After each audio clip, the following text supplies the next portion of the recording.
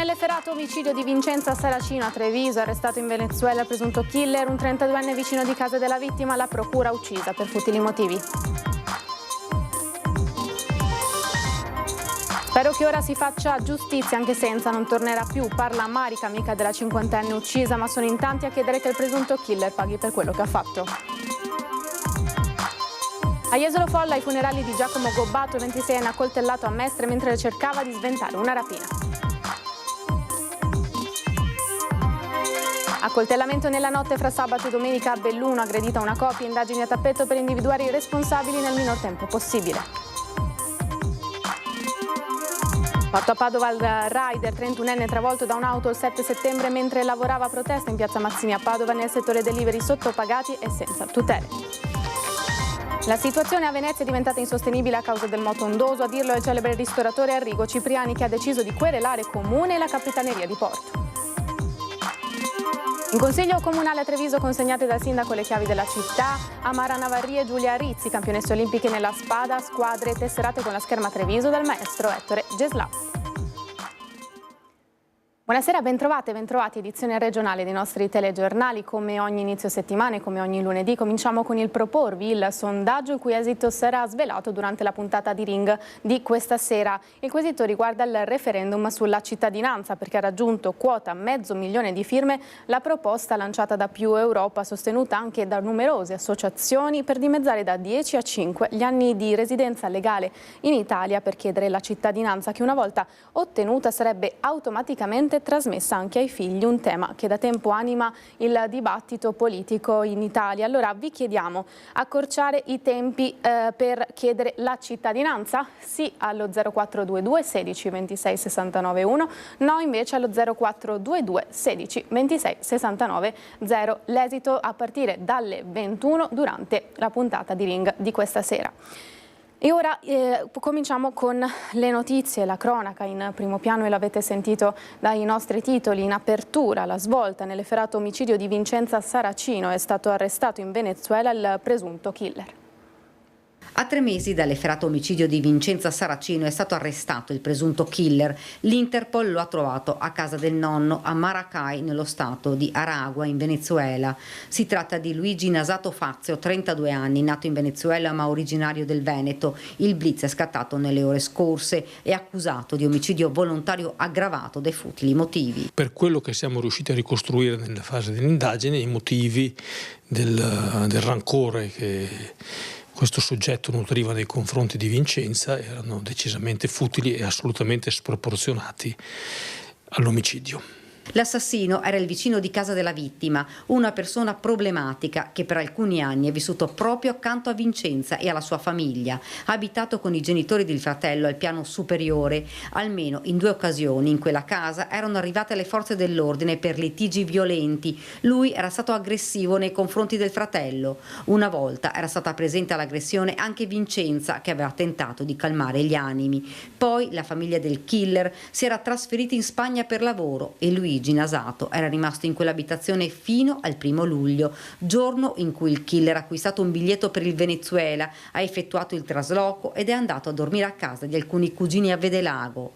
Ma nella sua mente era cresciuto un odio ingiustificato verso la donna. Il 2 luglio, in sella ad una bici, ha raggiunto la strada che Vincenza faceva ogni giorno per tornare a casa da lavoro. L'ha attesa più di un'ora. Poi, quando l'ha vista arrivare, l'ha affiancata e con un pretesto l'ha fatta arrivare al casolare disabitato. Lui, armato di un coltello, l'ha colpita alla testa e poi l'ha accoltellata 5 volte. Vincenza ha tentato disperatamente di difendersi dalla furia omicida, ma lui se n'è andato, lasciandola esanime a terra. Il lavoro certosino dei carabinieri ha portato alla sua cattura. È stato un paziente lavoro di ricerca dove siamo riusciti a mettere insieme tanti elementi, tra cui videocamere di sorveglianza privata e pubblica che ci hanno consentito di acquisire tutti gli elementi per poter poi giungere sia all'identificazione del soggetto e al percorso da lui fatto quel giorno. Il giorno dopo l'omicidio il 32enne è partito da Venezia verso Madrid, dove è rimasto qualche giorno, poi ha preso l'aereo diretto in Venezuela. Pensava di averla fatta franca. Il corpo di Vincenza è stato trovato il 3 luglio in quel casolare abbandonato a pochi metri dalla sua abitazione. Ora sarà attivato dall'Italia l'iter per l'estradizione. Se le autorità venezuelane daranno l'autorizzazione, Luigi Nasato tornerà in Italia per rispondere del delitto, un omicidio che potrebbe costargli l'ergastolo. E parlano le persone che conoscevano Vincenza, chiedono che sia fatta giustizia. Sono soddisfatta del lavoro che hanno fatto carabinieri e tutto. Purtroppo però Enza non c'è più. Marica De Piccoli è stata una delle amiche più care di Vincenza Saracino, la cinquantenne che quasi ogni giorno faceva tappa qui alla trattoria La Perla, 7 Comuni, per un pacchetto di sigarette e un caffè, nel tragitto tra l'abitazione di Canizzano e il lavoro nel sexy shop del marito a Preganziol. Con Marica, tra una parola e l'altra, Enza, così la chiamavano tutti, mai aveva fatto cenno a quel vicino di casa, diventato poi, secondo gli inquirenti, il suo killer. Non mi ha mai parlato di queste cose qua lei. Questo fatto qua non... Quindi probabilmente non dava neanche tanta importanza. Esatto, non... credo che fosse stata magari un classico vicino che parli così, ma non vai a pensare che questo possa fare una cosa del genere. Devo ancora iniziare a rendermi conto che questo fatto qua mi ha colpito abbastanza. Chi più, chi meno, in tanti conoscevano Vincenza e le sue abitudini. Le notizie delle ultime ore lasciano attoniti. Scherzavamo, passava, c'erano le battute classiche del classico comportarsi da veneto. Il richiamo, bella la bicicletta, eccetera. È stato un fatto gravissimo. La giustizia che faccia il suo corso come deve essere effettivamente. Stessa parola come ha detto lui, non aveva nient'altro da dire. Che venga fatta giustizia. Sì, da 0 a 10. Qui che serve? Una manciata di chilometri divide 7 comuni dall'Iperlando sul Terraglio. Anche qui Enza era un volto noto e ben voluto, molto più defilato il suo presunto assassino, l'italo-venezuelano Luigi Nasato. Sempre col sorriso, sempre educato e gentile, ecco. Mentre lui, ecco, questo soggetto si vedeva poco, infatti tutti quanti. Questo soggetto, ti dico, in giro io l'ho visto relativamente poco, ecco. Qua quasi mai visto, se non di sfuggita qualche volta, in giro per di qua, probabilmente magari perché veniva qua in zona a fare la spesa o quant'altro, ecco. E che adesso sia giusto che chi ha fatto questo gesto paghi e risponda delle sue azioni, ecco, giustamente. Risponda di quello che ha fatto lui. Giustizia ora è il termine più ricorrente. E adesso spero che le autorità portino questo personaggio a Treviso per il processo, per le cose che va, e soprattutto l'ergastolo a vita. Punto. Che venga fatta giustizia e basta quello. Che venga fatta. In centinaia hanno partecipato a Jesolo al funerale di Giacomo Gobbato, cerimonia ufficiata dal patriarca di Venezia Francesco Moraglia.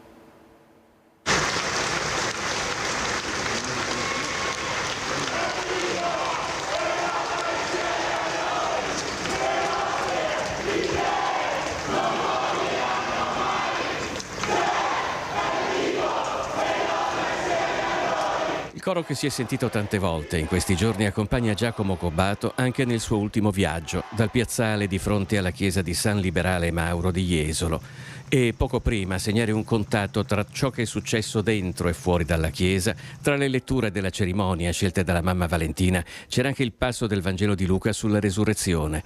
Perché cercate tra i morti colui che è vivo? Un passaggio sottolineato da Monsignor Moraglia. Giacomo appartiene al mondo della risurrezione. 15 anni fa, in questa chiesa, Giacomo Gobbato ha ricevuto la cresima da Francesco Moraglia. Oggi il patriarca di Venezia ha celebrato il suo funerale. Una morte arrivata con una coltellata in Corso del Popolo a Mestre mentre salvava una donna da un borseggio assieme all'amico Sebastiano. Un gesto di coraggio e amore è stato definito durante la cerimonia. Non è giusto limitare una persona ad un unico gesto, ha detto poi Moraglia, ma è vero anche che ci sono gesti che sono come il sigillo di tutta un'esistenza. Quello che ha compiuto Giacomo è uno di quei gesti che rimane e che rimarrà. A Jesolo e Venezia è lutto cittadino. In chiesa e fuori ci sono centinaia di persone. La bara è stata coperta da un drappo granata con il disegno di un gabbiano color oro. C'è anche un giubbetto salvagente arancione a ricordare il lavoro delle onlus che soccorrono i migranti nel Mediterraneo, a cui saranno destinate le offerte del funerale. Il sacrificio estremo di Giacomo ha destato un'enorme impressione a Mestre, dove 10.000 persone hanno sfilato per ricordarlo. Giacomo ha lasciato un'eredità preziosa. Sta ora a chi è rimasto farne tesoro.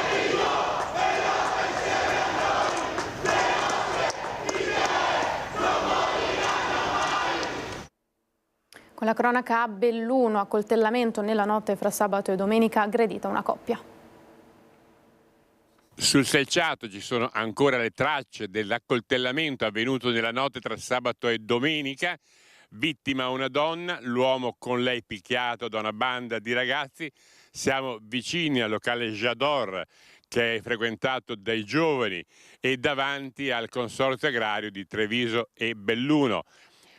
Quello che è accaduto però è ancora da ricostruire. L'accoltellamento è avvenuto in via del Boscon, non lontano dalla discoteca Jador. La magistratura ha aperto un fascicolo con l'ipotesi di reato di lesioni aggravate.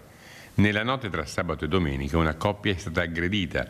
Lei è stata ferita da una coltellata al braccio, lui è stato picchiato da un gruppo di persone, probabilmente di giovane età. Le indagini sono affidate alla squadra mobile della polizia, che è immediatamente intervenuta sul luogo dell'accoltellamento. Qui c'è un'attività investigativa in corso, coordinata dalla Procura della Repubblica, quindi su questo non posso dire, se non che la squadra mobile di questa questura sta attivamente lavorando sul caso. Possiamo sperare che si risolva in tempi brevi? Sperare? Le speranze sono sempre, come dire, considerate accettabili e positive, ma è inutile fare previsione. Bisogna lavorare, il lavoro investigativo è un lavoro certosino, bisogna mettere insieme i pezzi, vagliare tutte le situazioni e poi vediamo dove arriveremo. Gli autori dell'aggressione per il momento non sono stati ancora individuati, ma si spera che le descrizioni fornite dalle vittime possano aiutare a individuarli. I fatti sono avvenuti verso le 5 del mattino, quando la discoteca era già chiusa. La coppia sulla quarantina sarebbe stata circondata da un gruppo di quasi una decina di persone davanti all'ingresso del consorzio agrario. Arrivate le ambulanze, gli aggrediti sono stati portati al pronto soccorso del San Martino. L'anziano 86enne che abita nella casa dall'altra parte della strada ci racconta i rumori sentiti nella notte, ma di come, abituato agli schiamazzi, non si sia affacciato a guardare, scoprendo l'accaduto il giorno dopo, quando dietro il guardrail dalla parte dove abita, le forze dell'ordine, che secondo lui cercavano una borsa, hanno trovato un portafogli. Infine ci fa notare come l'uva della sua pergola sia finta schiacciata vicino a dove si è verificato l'accoltellamento, come dire che chi c'era era lì da un po'. Le indagini proseguono con il massimo riservo, ma trapela una cauta fiducia nel buon esito delle operazioni in corso. Chiaramente è un fatto che ha una certa rilevanza da un punto di vista criminale e quindi logicamente dobbiamo cercare di fare luce. Dopo la morte del rider dovuta a un incidente avvenuto il 7 settembre scorso, la mobilitazione della categoria in Piazza Mazzini a Padova. Biciclette elettriche, scooter con i portavivande vuoti, tutti parcheggiati in Piazza Mazzini. La mobilitazione dei rider spegne i motori dei mezzi e mette in pausa le consegne per protestare dopo la morte del 31enne pakistano, morto mentre stava effettuando le consegne, travolto da un'auto a Limena. Questa ennesima morte sul lavoro riaccende le polemiche sulla professione dei rider, sottopagati, sfruttati, considerati a tutti gli effetti lavoratori autonomi. E qui siamo in una condizione di fortissimo sfruttamento, lo si vede, è un lavoro che viene svolto non solo ma da migranti che chiaramente sappiamo insomma le condizioni di disagio che vivono, hanno tra virgolette riconosciuto un importo molto basso di 3 euro all'ora. Noi quando sono cifre di questo tipo le associamo tra virgolette a situazioni di caporalato. Pagati pochi euro l'ora, niente TFR, niente ferie o malattie e ovviamente la responsabilità personale. Dal mezzo turni di lavoro e ritmi frenetici per aumentare le consegne. La paga base per Glovo per una consegna è di 3 euro e poi ci sono 37 centesimi di rimborso chilometrico per ogni consegna e quindi la richiesta è appunto di passare da 3 euro, 3,50 euro la consegna e da 37 centesimi a 50 centesimi la consegna. Inoltre si chiede che ci sia un'indennità di attesa, perché siccome sono lavoratori autonomi concettualmente lavorano a cottimo se fossero dei dipendenti e quindi più loro aspettano meno consegne fanno, quindi meno soldi percepiscono. E poi chiediamo un bonus che Glovo non dà, a differenza di Deliveroo, un bonus pioggia. In queste ore la trattativa è stata riaperta con le piattaforme di consegne e dopo un primo niente di fatto si sono riaccese le speranze con un nuovo incontro. I lavoratori però sono decisi nelle loro intenzioni se non ci saranno garanzie di tutele. Loro sono sicuri di continuare anche una settimana con questo sciopero, quindi noi speriamo di ottenere delle risposte concrete da Glovo nel minor tempo possibile. Solidarietà ai lavoratori è stata dimostrata anche dal consigliere comunale del PD Pietro Bean. Come istituzioni locali cosa possiamo fare? Visto che ogni lavoratore, ogni lavoratrice ha diritto di coalizzarsi e chiedere diritto alla giusta retribuzione, diritto allo sciopero, diritto al lavoro, che sono diritti costituzionali, noi quello che cerchiamo di fare è sostenerli affinché possano avere un dialogo, un confronto nelle forme che sceglieranno loro, attraverso i sindacati che sceglieranno, con il loro datore di lavoro. Moto ondoso, ci spostiamo a Venezia. Il ristoratore Arrigo Cipriani ha deciso di querelare comune e capitaneria di porto. Il canale del Giudecca è diventato l'Oceano Pacifico, insomma non si può più circolare, con una barca a remi è impossibile attraversarlo. È molto difficile stare in piedi sui pontili perché i pontili ondeggiano continuamente, ma soprattutto è proprio le dimensioni delle onde. E poi c'è anche le rive, sono diventate che quelle impraticabili, con una marea normale a 80 cm, 70 cm le onde scavalcano e per cui bagnano i piedi, è diventata una roba che non sembra neanche essere Venezia. Una situazione ormai insostenibile, quella del moto ondoso, per cui il celebre ristoratore Arrigo Cipriani, unendosi alle numerosissime proteste di veneziani e commercianti, ha deciso di querelare Capitaneria di Porto nella persona del comandante pro tempore e comune nella persona del sindaco Brugnaro. La situazione, evidenzia, è notevolmente peggiorata. Adesso ci sono questi barconi che portano i turisti dal Tronchetto oppure da Fusina in piazza San Marco, che quando sono carichi di gente, in più sono anche degli scafi non fatti per portare la gente, sono scafi che fanno delle onde particolarmente alte e per cui è peggiorata molto la situazione. Il moto ondoso tra l'altro impedisce di poter esercitare l'attività all'Eres Dolci sul canale della Giudecca, motivo per cui Cipriani aveva anche cercato di porre rimedio autonomamente. La gente che sta mangiando ha l'acqua sui piedi molto spesso. Allora io ho messo, negli anni scorsi avevo messo una specie di barriera di legno, ma molto bassa, di 20-30 cm. Quest'anno ho messo quello che si chiama i bottazzi, cioè un legno invece messo orizzontale che rompe l'onda quando viene su, in maniera che eviti il sorpasso. Questo è stato bocciato, per l'amor di Dio, non va bene, cioè, non lo vede nessuno, però è stato bocciato. Il motivo? La soprintendenza l'ha ritenuta in contrasto col decoro dell'isola, ottenendo il diniego del comune. Eppure, spiega il suo legale, peraltro questa struttura, questi frangiflutti sono assolutamente compatibili con il decoro perché sono bianchi, del colore della pietra d'Istria ed è la continuità ovviamente che la soprintendenza ritiene invece non ci sia sulla riva. E poi c'è ancora l'attesa per il Barca Velox, il cui decreto è ancora fermo al Senato. Ci auguriamo che sia una cosa che potrà funzionare quanto prima. C'è anche da dire che però il moto ondoso credo sia un problema che con un rimedio con un minimo sforzo si può adottare e si può raggiungere il massimo risultato, perché ogni qualvolta io da veneziano mi rendo conto che sul canale della Giudecca c'è una pattuglia anche solo di polizia locale, tutte le barche vanno più piano, quindi ritengo che ci voglia più una volontà politica a fermare il moto ondoso che tutto il resto. Chirurgo plastico vicentino denunciato dalle Fiamme Gialle, secondo la Guardia di Finanza avrebbe effettuato interventi chirurgici in nero, ricostruita un'evasione fiscale per oltre 760.000 euro. Maurizio Landini, segretario generale della CGIL in Veneto, e rilancia ai suoi iscritti il no all'autonomia differenziata.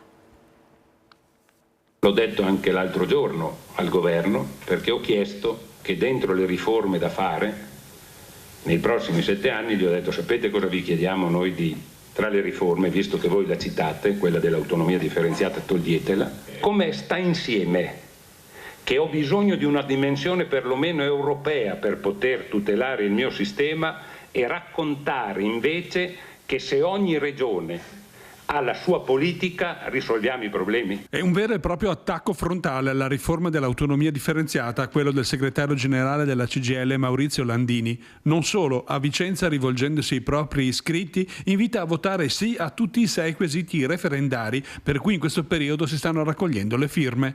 Sostanzialmente sono 3 i filoni verso cui intende dirigere l'azione del sindacato nei prossimi anni: la scelta pacifista della CGIL rispetto ai drammi internazionali, la scelta di chiedere un confronto vero e diretto con il governo rispetto al rinnovo dei contratti e delle prospettive di sviluppo, e l'annuncio di uno sciopero nazionale che scatterà verso la fine del mese se non ci saranno risposte. Il 18 ottobre prossimo mobilitato il settore metalmeccanico, il 19 quello sanitario. Perplessità sono state espresse sulle esigenze del Veneto. Più che l'autonomia, qui servono prospettive più ampie che riguardano le infrastrutture, che rilancino un nuovo modello di sviluppo. Veneto ci sono diverse priorità. Guardare al futuro con fiducia rispetto allo sviluppo. I dati sul rallentamento della produzione industriale anche nel Vicentino sono un problema che va analizzato. Serve un'occupazione di qualità, quindi meno precarietà, più stabilità, e serve ridare valore e significato dei nostri servizi pubblici. Purtroppo la sanità pubblica sta vivendo una fase difficile anche nella nostra regione. A Treviso ora, perché in Consiglio Comunale nel pomeriggio c'è stata la consegna delle chiavi della città alle campionesse olimpiche di Spada, Giulia Rizzi e Mara Navarria.